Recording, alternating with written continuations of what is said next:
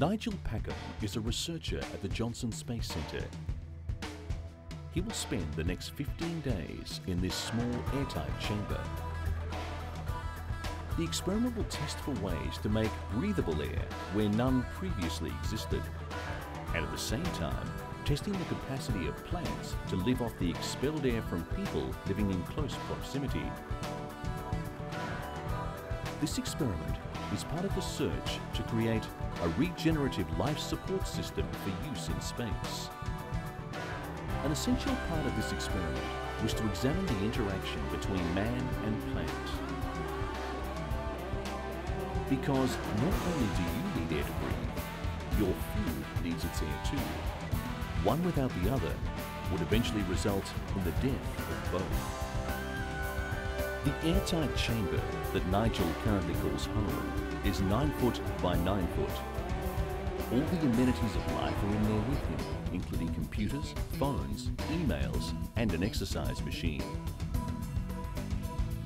The purpose of the experiment requires Nigel to live a basically normal life while in the chamber, doing all the things that would normally be done by people living and working away from natural self-generating sources of air.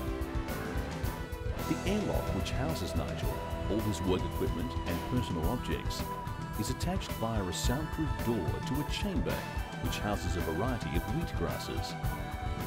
The rooms are connected by passages which circulate the flow of air from one room to the other and back. Using the age-old process of photosynthesis, the plants will provide oxygen to Nigel and simultaneously remove carbon dioxide from the air. Carbon dioxide produced in increased amounts, particularly during strenuous exercise necessary for the long-term fitness of astronauts, would result in a toxic buildup of CO2 unless breathed in by the plants. The wheat growth chamber requires about as much area to house its 8 baths of wheatgrass as Nigel does to live. It is a fairly high space requirement in a generally space-conscious world.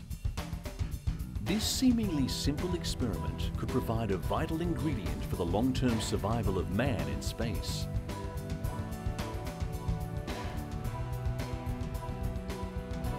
The wheatgrass is grown in several stacked hydroponic baths under the constant light of 3 high-pressure sodium lamps. They can grow a full cycle from seed to harvest in about 90 days, providing fresh air and food along the way. On the occasions that he enters the wheat growth chamber, Nigel describes it as literally a breath of fresh air. The plants have reacted very well to using Nigel's expelled air and react quickly to changes in his metabolic output. When he exercises, it's like feast time for the plants. Nigel describes it as if the plants know he's there. The experiment, successfully concluded, proved the viability of air regeneration through the interaction of man and plant. However, once the experiment ends, the real work begins, analysing the data. Nigel will now be thoroughly tested to see how his body has reacted to the artificial conditions and the reliance of his body on a single source of oxygen for 15 days. By looking at ways to create a regenerative life support system capable of maintaining itself and a range of humans living together, NASA have designed the ultimate in future homes. An organic technology hybrid which provides not just shelter, but air and food as well.